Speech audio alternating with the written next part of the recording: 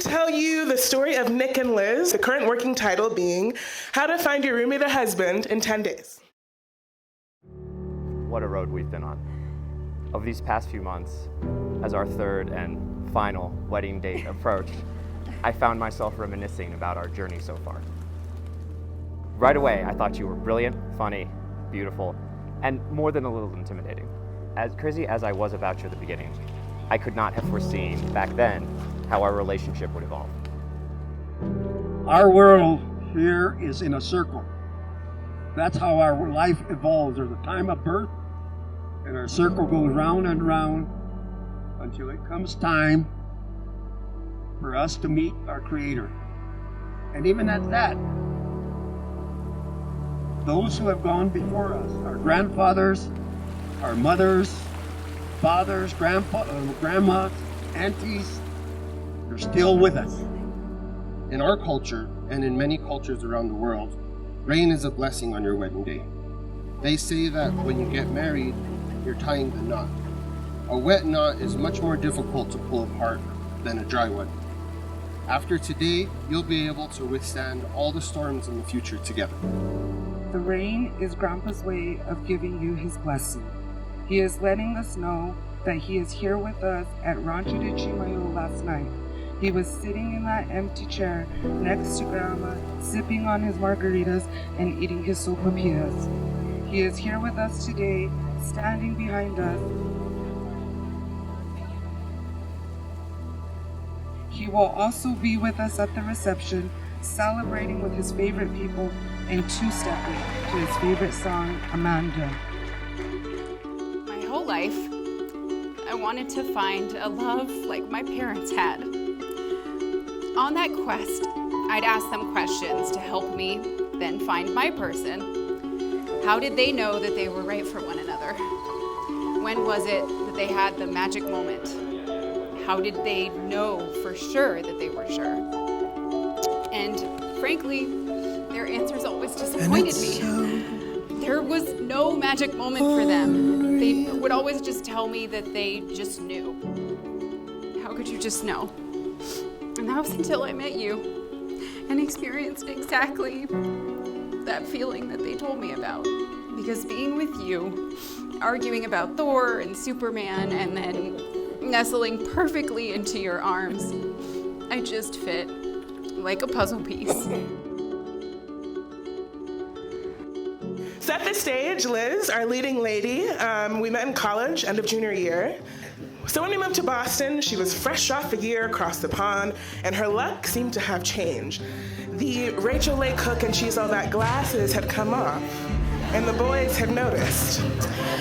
Enter Nicholas.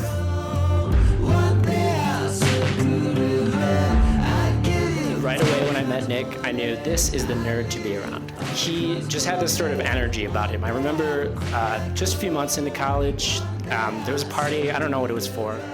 Nick got the phone number of every single person that I had spent 2 months trying to make friends with. And he did it in 1 hour. He was the guy that would organize nighttime Frisbee games with 50 chemistry nerds. He's the guy that would say, where are we watching the next Hoosier basketball game? So I picked up on a theme very quickly here, which is that Nick takes fun very seriously.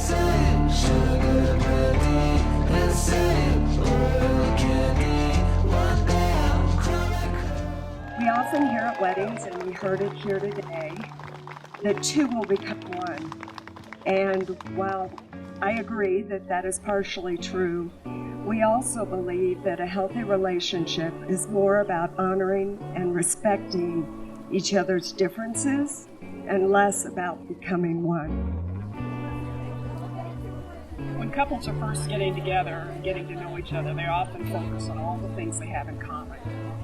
And that's part of the process of growing. But sometimes you lose your own voice when you do that. And Lori and I did this for a lot of years, believing that that's how relationships were supposed to be. But over time, we've learned that we are not alike, that we are very different, and we've learned to honor and respect those differences. As you guys go through life, it is important to build common interests, but never lose your own voice. Liz continued to bake and garden and enjoy your favorite novels. And Nick, enjoy your bike rides, podcasts, and of course, IU basketball. Sometime between being hired and actually starting, Liz sent me a Facebook friend request. And as all of you know, Liz is an impressive person. In fact, she's a terrifyingly impressive person. So when I got this Facebook friend request, I went to the little About Me page, and I saw Yale, Cambridge, Harvard Law School, NAACP, Legal Defense Fund, and the National Congress of American Indians. And I thought, oh my God, I'm a failed actor from Ohio. How did I get this job? So one thing that's kind of funny is, where is it? Embroidered in here somewhere, yes, is the date of the original wedding. In our first year together, we fulfilled that traditional vow of taking care of each other in sickness and in health, when we both suffered serious health issues, but never balked from taking care of one another, even so early in our relationship. In our second year, we realized that we did not want to risk a long-distance relationship and deepened our commitment to each other by making the decision to move together to DC after law school. In our third year, we celebrated that 2-year progress by expanding our family and adopting a new furry family member. In our fourth year, during the dark early days of the last presidential administration, we made a promise to always support and love one another and to be there for each other. So that as bad as the world might become, we would always know that we would have one another. I still have the watch engraved with that promise, and I wear it today. My grandma last night was like, everyone should go introduce themselves so we know who's here. And I said, Grandma, there's like 150 people. That's going to take forever. We have too many friends, which is an amazing thing. But I did think it would be cool to kind of generally shout out the tables that we've organized so that my grandma has an idea of who's here at this wedding. Goes. Gateses. All right, now the Reese family. Nick's college friends. Who's that? Yale people. All right. Law school friends. All right. Our new Stanford colleagues.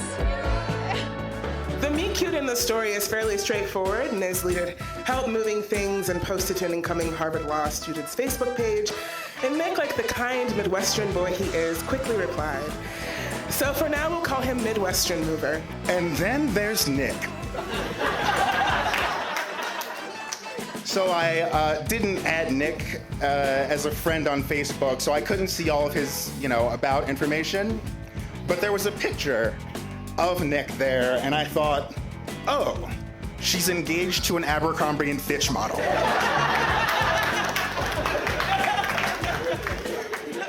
And so my one hope that these two were anything less than a perfect power couple who had somehow been created in a lab was that maybe Nick wasn't that smart.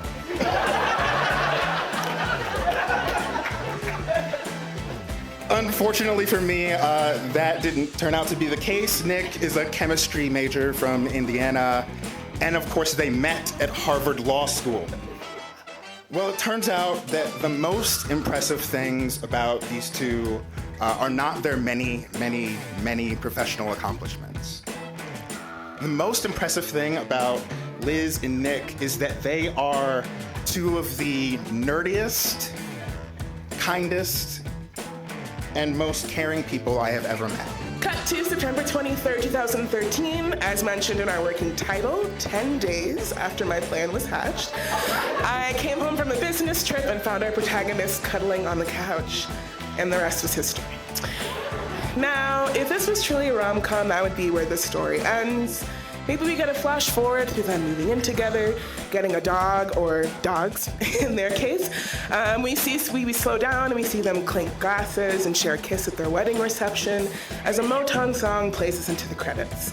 But being able to follow this couple through the flash forward to today is a testament to the kind of love a 90-minute rom-com can capture. I've never met two people who balance each other better. The other is truly what the other needs, but they're also so intensely similar that although relationships are work, you can tell they really love the job. Watching our leading lady and her Midwestern mover find a home in each other the last almost 9 years has been and will remain one of my favorite stories, and I'm sure all of us here are happy it never has to end.